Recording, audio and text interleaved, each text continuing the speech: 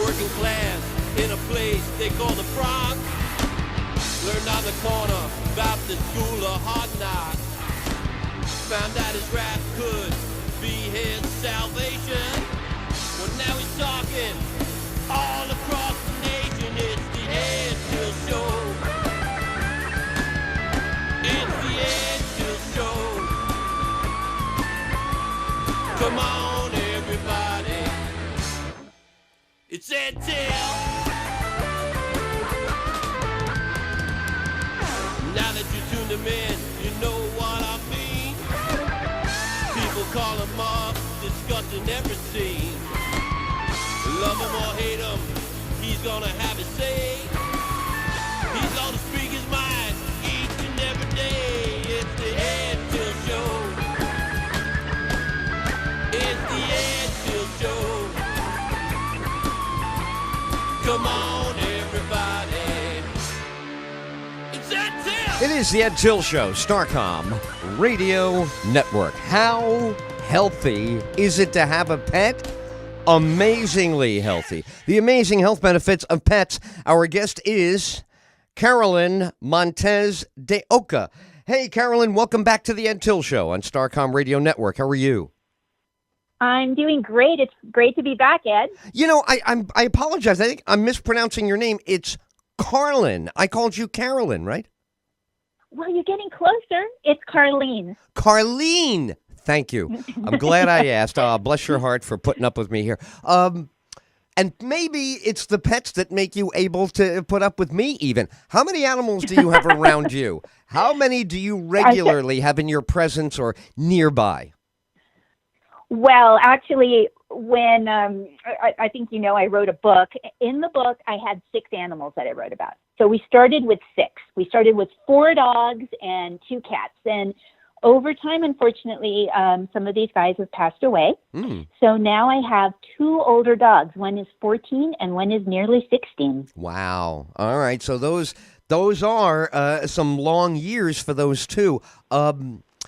We have a puppy in the building. Just got here a few weeks ago, a little baby Keyshawn, and he is, and so you know the dog I'm talking about, right? A Keyshawn. Yeah, I do. Yes. Named Kenzie. And this dog is so good for everybody who comes in the building. I have the radio network up here. We have all different offices and a retail establishment downstairs.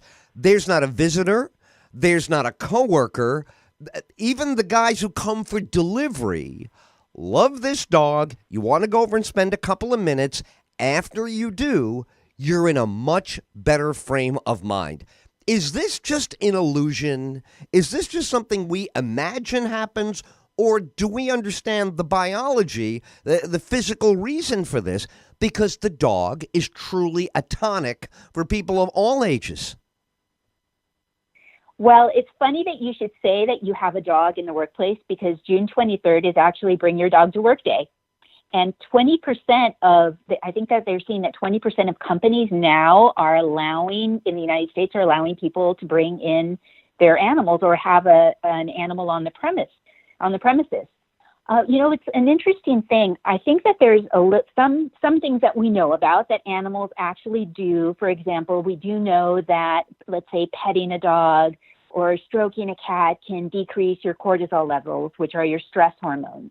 And they can, you know, decrease stress. They can relieve, you know, bring our heart rate down, which actually is really good for our heart and for blood pressure. It's good for cholesterol. You know, a dog is going to get you to get more active and get out. They're great for socializing with other coworkers, let's say, in the workplaces you're probably seeing. They definitely have, and we see this, there's many, many studies that show routinely, I feel like I see one every day that says another thing that they're great for. But I don't think we totally know everything. And in fact, recently I read something that talked about how in that moment when you're stroking a dog or you're just being in that space with that animal, that it kind of makes the brain stop for a second. You know, so many of us have those spinning records in our head and we're worried about tomorrow and yesterday and everything else. And suddenly you're in the presence of this animal and you, in that moment, stop. I know exactly what you mean, because not only do we have the new puppy that I get a big kick out of, But I go visit a good friend of mine, and they have kind of an older cat. Now, they've got 3 cats, but only one cat is into what I'm about to describe. The other 2 do what cats normally do. They look at you, they move around, they have their own thing. The one cat cannot wait to get on your lap, cannot wait to he starts rubbing his body up against your leg, wanting you to sit down, jumps right up there. And the immediate effect, I absolutely relish. As soon as I get there, I usually say to them, "Where's the cat?" I gotta, even before I finish saying hello to them, I want to get a little bit of my cat on.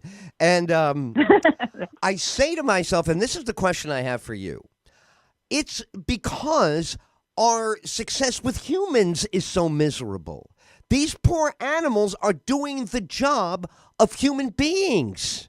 We shouldn't need cats.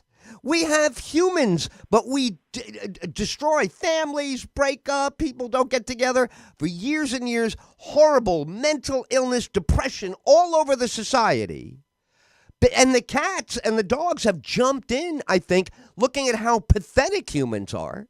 You people can't even get along. We'll help you. I love that they can do this, but it shows something's missing in us. If we need cats to feel loved and cared, and you used the word before, the body chemicals there. Would you say cortisol? There's stuff inside the body that we can't even unleash in our human families. In our human relationships, we don't get it. We get it out of these animals. I'm with you. I think there's a lot more that they can do for us, but it definitely shows you that we don't know how to manage ourselves, right? Well, I think that I pretty much agree. I think that it's crazy that there is so much chronic illness that is coming down the pike for so many of us. 1 in 4 of us will get some kind of heart disease, or we may die from heart disease. That's a leading kind of killer in the United States. But chronic illness after chronic illness after chronic illness, which are so preventable. And then, of course, you've mentioned all the mental illness and such. So there is something going on. It should not have to be this way. And, we turn to animals. Suddenly we're seeing that they can really help us, which is a really great thing. I think animals are way ahead of us, and it's not only our dogs and our cats, but it's also, we see horses, we see potbelly pigs, we see all kinds of animals, and it makes me a little sad to know that, we treat animals so poorly, exactly. And yet they are so beneficial. Amen. Amen to all. I'll sign right on the dotted line. Carlene Montez de Oca is our guest. She is the author of Dog as My Doctor, Cat as My Nurse, an animal lover's guide to a healthy, happy, and extraordinary life. So, this has been true in history. How did we start this relationship? It looks like it's been going on for thousands of years. Every time they go to one of these ancient burial sites, you find the cat gets buried with the mummy. You find that the cat or the domesticated pet, whatever it was at the time, is elevated. Is this something you think's been going on since the beginning of time? Well, I find that interesting because I think to myself, okay, let's take dogs. We know that they've been around for thousands and thousands of years, and they became close to man. At least what we know is that, they kind of kept coming closer to the campsites, to where we were. And at first, maybe they hunted with us, and then they became more protectors, and then eventually they became a little more familial. They became part of, maybe not totally family members, but they kept kind of creeping closer and closer. And some people surmise, well, maybe that's to do with their ability to survive. They figured out the way to survive with us. But I always say it goes from heel to heel. It used to be from HEEL to now HEAL, because now they've kind of moved to the next paradigm, which is they're helping us heal in so many ways. And I always think of animals as being kind of the guardians of nature, because we have forgotten so many of us have forgotten our connection to nature. Right. And as an acupuncturist, that is such a key component that most people forget about healing, is our connection to nature. Most of us are cut off from that, but yet we have nature in our homes, these animals that are in our homes. Our that can get help kind of bridge that. Absolutely. But oh man, we should be having you on more often. We haven't really gotten deep enough into this subject. We're going to have you, especially over the course of the summer. I think it's perfect. Everybody is spending more recreational time. And as you said, the pet is a pathway to remembering nature. The serenity in nature, the oneness with nature that we kind of, ignore from time to time. Our guest is Carlene Montez de Oca. She is an author, speaker, acupuncturist, plant-based nutritional consultant, and animal advocate in practice near San Francisco. She is the founder of the Animal-Human Health Connection. Is any of this because the dog doesn't argue, the cat doesn't argue, it doesn't care about its point of view, doesn't really have one, happy to eat, be safe, get some sleep, and start all over again when the sun comes up? Is there something to that simplicity that they experience matched with our chaos, self-destruction, greedy narcissism in the human, and it's the yin yang? Well, thank you. I like that term, yin yang, especially since I am an acupuncturist. I do think that simplicity is key. When I have patients come into my office, it's funny because they do want the magic thing. Even when it's acupuncture, it's like the magic point. And I keep saying, okay, let's go back to the basics. It's really nutrition 101. It's exercise 101. Everybody wants to jump over that. And I feel that animals, the companion animals we have in our home, it's wellness 101. They are here to show us the simple things are the things that matter. The simple things are the things that bring us not only a quality of life that can be so wonderful, but quantity of life. Hopefully, doing great habits health-wise will add years to your life. So I do believe that they are in a state of presence, which means that they are not so focused on what happened yesterday or tomorrow, but right now. And that is something that so many of us forget. Now, having said that, I don't know that it's a point of view. I don't know that animals do not have the same way of thinking or being in that mental state as humans. But I do think it's a reciprocal relationship where they have their needs. And it's about your relationship with them that will actually enhance the health benefits for both of you. The book is Dog as My Doctor, Cat as My Nurse, an animal lover's guide to a healthy, happy, and extraordinary life, available on Amazon. The website is www.modernalchemyacupuncture.com. And I want to explore this next one. I love this, and how you discovered it and what else this might mean, I think is very important here. Having a pet during the first year of life can actually boost the immunity of the kids. This is terrific. Allergies, asthma, all this kind of stuff.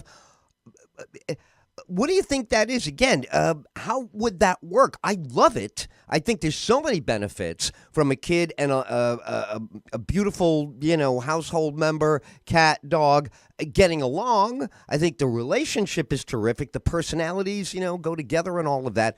But physically, to actually be aiding in the health of the child, remarkable. How did you come up with this, and how does that work? Well, there are studies that show that. There are studies that show that, being exposed to these animals, it helps you build up, an immunity inside your system, just as being exposed to certain things early on in life will again, it's just building up. Like, for example, homeopathy works that way. You just give a little bit of something, and then it sort of builds with the immunity. So this is something that we see lots of studies that show with asthma, with allergies, with just in terms of, mostly allergies and asthma and immunity. So I was lucky that I grew up with animals early on in life. That really helped me. And I've seen that with other patients who have them. And of course, it is the first year. After that, I don't think that we see as much of the immune boosting benefits of that. Got it. Now, as the founder of the Animal Human Health Connection, tell me what the organization does. Tell me what kinds of activities go on, and we could certainly invite our listeners to join in with them because I know we have a lot of people who are going to love this idea. What is the organization? The Animal Human Health Connection, which is at animalhumanhealthconnection.com, is something that I came up with when I started to see the impact that animals were having on my own patients in my office. It's interesting because people come in to see me and they may be a little reluctant, they may be a little hesitant, they may have something going on, they don't know me so well, and suddenly we'd get into a conversation about their animals and they'd start smiling, they'd start laughing, they'd start crying. So I knew as an acupuncturist, wow, this is pretty powerful, even in the retelling of a story. This is pretty powerful, the impact these animals have on their health, on people's health and well-being. And of course, with science now, we know that that's a legitimate fact that this is going on. So I came up with the Animal Human Health Connection as a way to be able to just really talk about this more, as opposed to people looking for the magic bullet. It's in your house. It's probably lying on your stomach right now or lying near your keyboard or at your feet. So I really do a lot of workshops. I do a lot of public speaking. I try to get people, I wrote the book, of course, and I try to get people really aware of this connection because I think as many health and wellness toolkit, a toolkit that's full of health and wellness tools that are natural and healthy is really important for people, especially as we age and as we see all of this chronic illness that is coming up. Right now, one of the things I'm doing is I'm going on what I call the Positive Book Tour, PAWS, Positive Book Tour. Right. And I'm talking a lot about this during my book tour about this connection. Another thing it's dawning on me as I'm listening to you and I'm thinking about over the years, pets I've had and pets I've been around, and even the new little Keyshawn in the building has this effect. Animals are good in a crisis. Mm-hmm. They don't flip out. They start to do things that they think will help. They run to the person who's injured. There's something about that they're better centered than we are. What do you make of that? Where does their inner calm come from that they're able to share it with us? Now, I don't mean silence. They can make noises. The dog can be barking, the cat can be meowing for sure. But there is a steadiness in them. And I don't know if we believe in the idea of the reptile brain that I guess for thousands and thousands of years, they've seen so much. Maybe like humans, experience has made them not panic. But you don't see pets or animals panic the way you see humans panic at the drop of a hat. What do you make of their inner peace? Yes, well, there is science that shows that the brain makeup, they are in a place that is much more in the present again. So, it's not like they're thinking, for example, oh my gosh, something terrible is going to happen or something. And of course, we have animals that have come, like all my rescue dogs have come from situations that were not great. They were not great at all. But over time, with trust and love and all the great things that you have in your relationships, they've blossomed and they seem to let go of all of the past stuff a lot more easily than I definitely see humans. So I do know that the brain is made up and is a little bit different. But one of the things I have definitely seen that always remind me of what you're talking about is during the times that my animals have passed away. And for the last few dogs and cats, I've actually been able to stay with them at the hospital overnight when that is happening. And I'm extremely sad when that's going on, but they just are very steady and very calm. And it's almost like they're there for me, in some ways, and just kind of like helping me move through it, which has helped me actually move through human death a lot more easily. Well, I think we could all agree, whether you like him or don't like him, it could probably help President Trump a little bit. Doesn't he need a dog? Honest to God, whether you're biggest fan or you can't stand the guy, I think both sides would say, get this guy a dog. He's up all night with the tweeting. He's into all of this controversy all the time. I'm telling you, I think a dog would be so good for him. First of all, he's very hot and cold, right, on who he likes and doesn't like. I think he and the dog would bond immediately. So I'm going to send an email up to the White House. I'm going to give a call to that Reince Priebus guy. Say, get him a dog. He deserves it. Or, other people say, well, he doesn't. Don't get him one. He doesn't even deserve it. But you know what I mean? Dogs don't care what your politics. Hitler had a dog. It's crazy, but he did. Vladimir Putin has a dog. So, I don't know. They're very, accepting no matter who you are. Right? The dog is not going to put you through any qualification process. The dog, if you love the dog will love you back, right? You know what? It's been my experience, and it's totally been my experience. And part of me is laughing right now because you've touched on one of my favorite subjects ever. Because I really do, in my mind, have thought, gosh, what could Donald Trump learn from a dog? What could Donald Trump learn from a cat? And one of my favorite things is let's not exclude our cats because cats have a lot to teach us also. That's right. And I always thought to myself, you know what? One of the best tips that Donald Trump could take from a cat is, you retract your claws, you'll make better friends. Yeah. And something, it'd be really cool if Trump was up there and he's giving some kind of speech or saying something, and when people start to hassle him, the dog starts to growl. That would be cool if the dog was protective of him. And the reporter's saying, oh, what about this collusion with Russians? And he could just stand behind the dog and say, talk to Fido. Why don't you try to work that out with Fido down there? Fido will give you a peace of mind. Oh, yeah, I just think everybody should have one. It is true.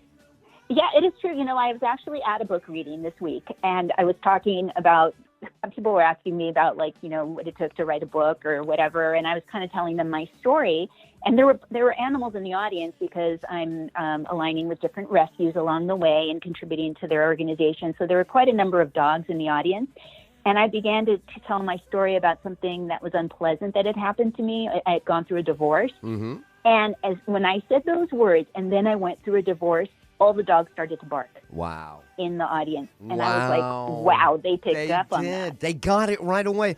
Carlene Montez de Oca, what a great visit today. Thank you so much. Couple of things I want to plug here and get people's attention directly to. Number one, you can get the book on Amazon, Dog as My Doctor, Cat as My Nurse, An Animal Lover's Guide to a Healthy, Happy, and Extraordinary Life. Also, your organization, the Animal Human Health Connection, has the website. You say it because you said it before very well. AnimalHumanHealth.com. Perfect. AnimalHumanHealth.com. Carlene, I hope you'll come back with us all the time. We love visiting with you. Thank you for your time today. Oh, it was great, Ed. It was my pleasure. Thank you so much. The Ed Tyll Show, Starcom Radio Network, AM/FM stations all across America. News, weather, traffic, and sports are coming up next. Stay right where you are. Well, I think Ed does a great job. I think Ed is one of the heroes of the media. I think he speaks to the needs of working class people.